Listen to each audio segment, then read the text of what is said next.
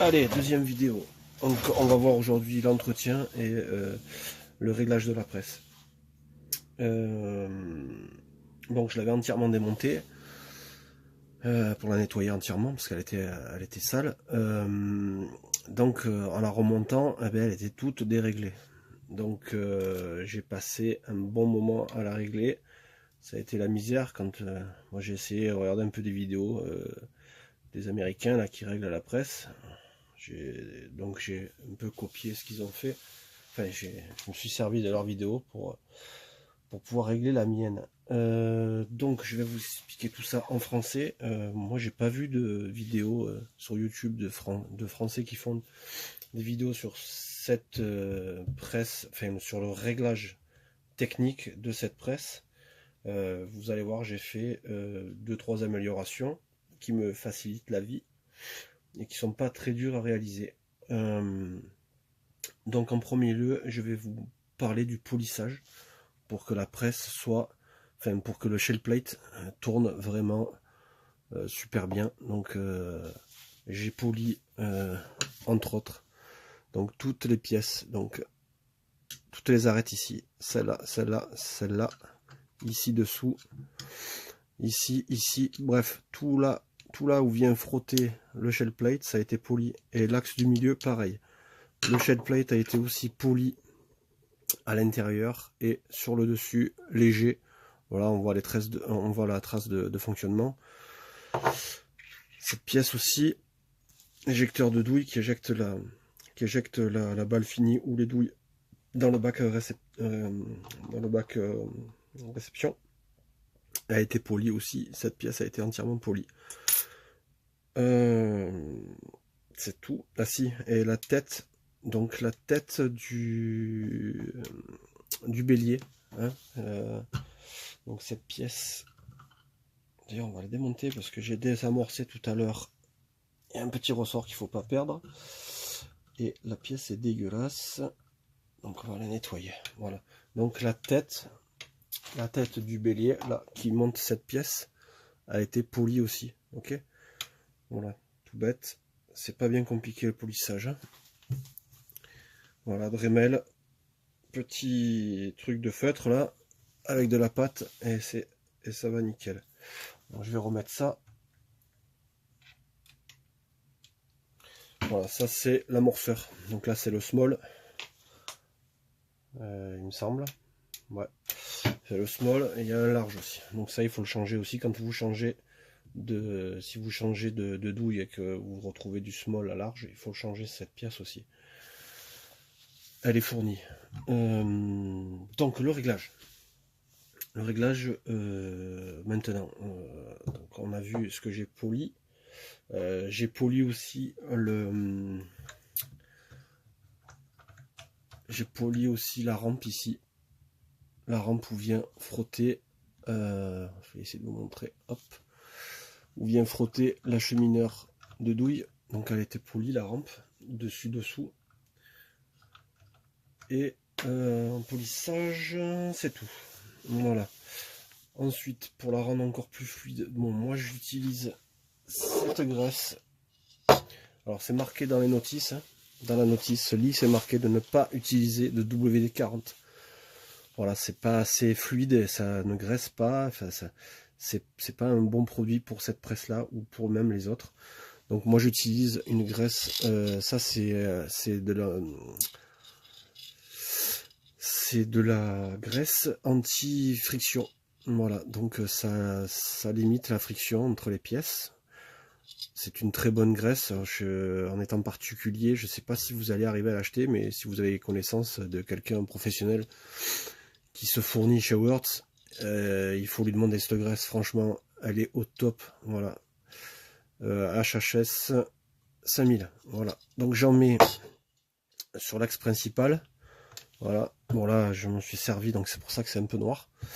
Je m'en suis servi tout à l'heure. J'ai désamorcé 300-400 douilles à étui. Donc voilà, très bonne graisse. Ensuite, pour les graisseurs. Donc les graisseurs, il y en a 3. Tac. Un ici, un là, et j'utilise le pistolet à graisse que j'ai acheté sur Amazon. Voilà, au passage, j'ai acheté ça mardi à 26 €. Le mercredi, il est passé à 14. Voilà, c'était bien égoutté. Bref, je l'ai un peu fiabilisé aussi par rapport, j'ai vu les documentaires qui disaient qu'il y avait des fuites de graisse. Donc j'ai mis du téflon sur les pas de vis et j'ai monté le tout. Ça fuit pas, c'est nickel, c'est impeccable. Pardon. Ça rentre nickel dans les graisseurs, vous appuyez, ça fait... C'est que la graisse rentre dans les axes et c'est tout. Donc voilà, pour ce qui est de la graisse, du graissage, vous le faites tous les 1000 ou tous les 1000 cartouches, je pense que vous pouvez mettre un coup de graisse. Voilà, on va voir maintenant, donc je vais remonter. Bah en fait, non, je vais vous montrer le réglage. Alors, l'indexation de cette presse est compliquée, franchement c'est super compliqué. Le carrier là, ça s'appelle un carrière ou carrière, je sais plus comment ça s'appelle en anglais. Donc cette pièce, moi je l'ai repeinte déjà parce que ben, l'acier qui est utilisé, il est ce qu'il est, mais franchement esthétiquement c'est vraiment pas beau. Donc je l'ai repeint en noir. Enfin je trouve ça plus joli. J'ai rajouté aussi en noir. C'était pas fourni. Mais j'ai fait un bouclier, voilà, j'ai fait le bouclier à amorce qui est là, avec une plaque en fer. C'est une option qui est vendue chez Lee à 8 ou 10 €, je sais plus. Voilà, le bâti est déjà percé, il n'y a plus qu'à tarauder, enfin moi j'ai taraudé, et j'ai mis 2 vis. Donc voilà, la plaque sert de bouclier à amorce.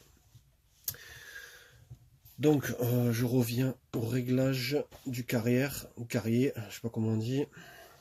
Donc il y a une vis ici, en dessous, ici, donc à l'aplomb de l'axe principal, il y a une vis de 11, ok. Donc vous dévissez et vous réglez vous pivotez cette pièce, cette grosse pièce ici. Ça a pour action de pouvoir plus ou moins faire frotter cette pièce sur le bâti pour que l'indexation se fasse. Donc je vais vous montrer. Alors moi vous allez déjà voir qu'il y a une modification qui a été faite. Je vais essayer de vous mettre la lumière dans la gueule non plus. Mais vous allez voir. Je vais vous déplacer. Voilà, on va baisser un peu le tout.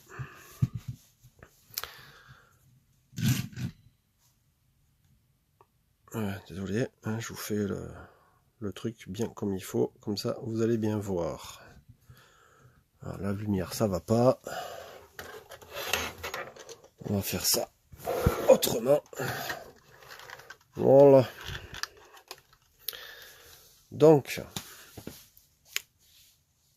le fait de pivoter donc le carrier vient jouer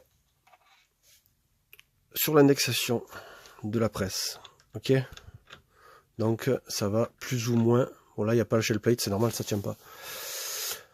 D'ailleurs je vais le remonter. Allez, je coupe, je le remonte et je vous montre ça.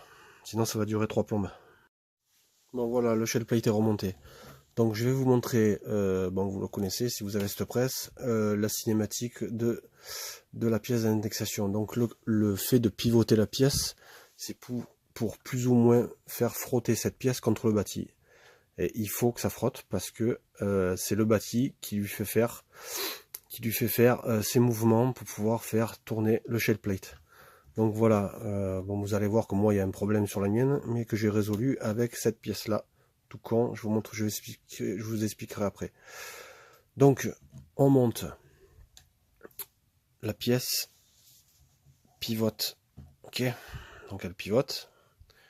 Du coup le bas se retrouve vers l'intérieur. Cette pièce, ce biseau là va servir à sortir donc l'indexeur.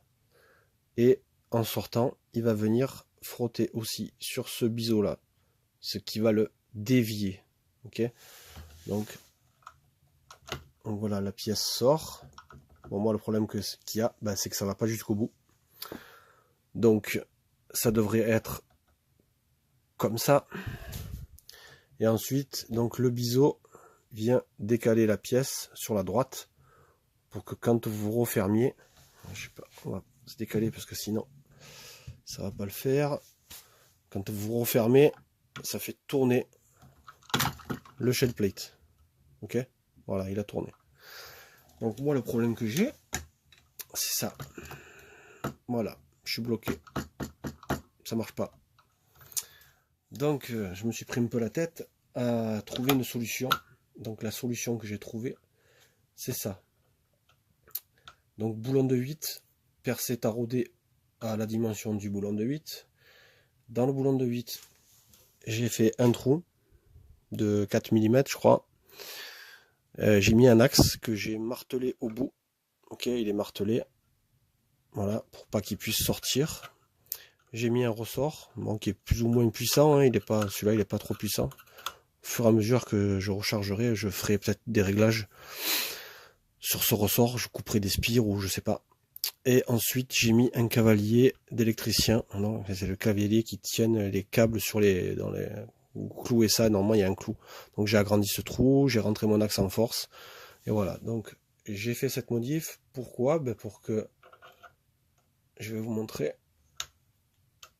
Voilà. Donc cette pièce maintient l'indexeur contre le bâti. Ok. Et là ce qui se passe, c'est que maintenant tout fonctionne nickel. Voilà. Et c'est super fluide. On va desserrer un peu celle-là. Voilà. Voilà. C'est vraiment le top. Donc voilà. La pièce vient bien frotter contre le bâti. Vous voyez, je fais ça avec un doigt. Hein. J'ai même pas besoin de pousser en haut. Ouais. Voilà. C'est franchement super. Voilà, c'est une petite modif. Si vous êtes emmerdé, enfin pour moi, je pense que le problème de cette presse, c'est l'indexation qui merde. Hein. En fait, je pense que beaucoup de monde est emmerdé avec l'indexation. Donc cette solution-là améliore, en fait, résolu le problème d'indexation. Il n'y en a plus aucun de problème. Voilà. Donc deuxième modif que j'ai faite, c'est sur. Alors, on va s'éloigner un peu. C'est sur cette pièce-là. Donc ça, c'est la pièce qui, en fait, il y a. C'est donc l'amorceur. Donc c'est les amorces qui sont distribuées dans cette pièce-là. Donc, moi, vous voyez, il y a une vis. Il y a une vis par cœur pour repousser cette languette. Pourquoi? Parce que le plastique, en vieillissant, il fait plus trop son effet ressort. Et du coup, la languette ne poussait pas assez sur la pièce pour que... Alors que celle-là, c'est la version 2 de Loadmaster. Donc elle a deux picots. Elle a deux tétons qui sont... Je vais vous montrer avec le doigt. Voilà, qui sont ici. Il y a deux petits tétons qui dépassent. Et ça agite. Ça vient agiter les amorces. Je vais la monter après la pièce et je vais vous montrer. Donc la vis qui est là, donc j'ai percé dans l'angle ici, j'ai percé en biais à 2, je crois, 2 ou 2,5, et j'ai rentré une petite vis par cœur. Bon là elle est longue, je pourrais la raccourcir, j'ai fait ça vite fait, c'était juste pour essayer, vu que ça a marché, j'ai pas redémonté pour changer la vis et la mettre une plus courte. Donc c'est réglable, donc je peux plus ou moins pousser et faire mon effet, vous voyez comme ça s'ouvre. Je sais pas si vous voyez, voilà, voilà. Donc plus ou moins ouvert, enfin, vous voyez, voilà, la pièce bouge. Donc ce sera avec plus ou moins d'effet, ok. Donc moi je l'ouvre un peu. C'est léger, c'est vraiment, faut pas appuyer comme un taré, ça sert à rien. Faut pas que ça frotte énormément, enfin faut pas que ça frotte trop fort sur le bâti non plus. Hein. Donc je vais vous monter la pièce. On va la dérégler d'ailleurs. Je vais la dérégler complètement pour vous montrer en fait l'effet qu'il y a donc sans ma vis. Je vais juste la maintenir comme ça. Donc voilà, je vais monter ça et je reviens vers vous. Voilà, c'est remonté. Donc je vais vous montrer, voilà. Donc mon problème à moi, c'est que bon, le plastique s'était détendu et ça fait plus trop son office d'agitateur. Vous voyez, ça a beau passer devant les tétons, ça bouge à peine, quoi. Alors, ma vis qui est là. Ah ouais, j'ai poli cette pièce aussi. Mais bon, c'est pas important. Donc, je règle. Donc, je viens visser pour faire action sur ma pâte sur la pâte en plastique. Ok, voilà. Et maintenant, ça commence, vous voyez, je peux y aller encore. Mais là, du coup, c'est agité un peu plus. On va renfoncer encore la vis. Voilà. Voilà, là ça agite vraiment. Ouais, ok. Donc voilà, petite astuce. Au lieu de changer la pièce, si elle est pas cassée, ça sert à rien de la jeter, hein, si elle fait plus son office de ressort. Enfin, si l'action de la pâte fait plus fait plus son travail de venir frotter ici, vous percez un petit trou, mettez une vis et c'est réglé. Hein. Voilà, c'est pas la peine de changer la pièce. Et ça fonctionne nickel. Hein. Vous voyez, premier ergot, deuxième ergot. Voilà, c'est secoué à chaque fois. Je pourrais même serrer encore un peu plus. Voilà. Voilà, là c'est vraiment secoué. Hein. Donc voilà, petite astuce. On va refaire ça. Voilà. Donc voilà, vous voyez le système aussi. Je vais vous montrer. Ça fonctionne nickel. Je vais me mettre un peu plus haut. On va monter un peu l'appareil. Là. Voilà. Donc regardez bien ici ce qui se passe. Ah, je vais essayer de vous mettre de l'éclairage. Voilà. Donc voilà. Ça, vous l'aurez vu de différents angles. Vous voyez? Et ma vis ne vient pas toucher mon levier. Ok? Et j'ai encore un tout petit peu de marge. Vous voyez? La pièce blanche. Il y a du jeu. Hein, donc ça veut dire que ma pièce en plastique ne vient pas gêner l'enfoncement de la barre d'indexation. Voilà. Autre réglage aussi, c'est donc cette pièce d'indexation, le shell plate, pour qu'il reste bien. Je vais vous montrer. Hop là. Faut pas qu'il ait de jeu. Ok, pour l'indexation, c'est important. Voilà, il faut pas qu'il y ait de jeu. Donc le jeu du shell plate se règle en dévissant ou revissant cette pièce là. Donc vous la laissez dans le bâti et vous venez donc dévisser ou revisser, et ça agit donc sur le verrouillage du shell plate. Ok, une fois en position basse bien sûr. Donc pour le régler, il vaut mieux défaire la vis plus la pièce qui est là. Hein, voilà, c'est comme ça la pièce, le shell plate sera lâche. Et voilà, donc vous le vissez à fond. Vous allez voir qu'il y a du jeu. Donc vous dévissez jusqu'à ce qu'il n'y ait plus de jeu. Voilà, c'est tout pour ce qui est de cette vidéo sur le réglage de la presse.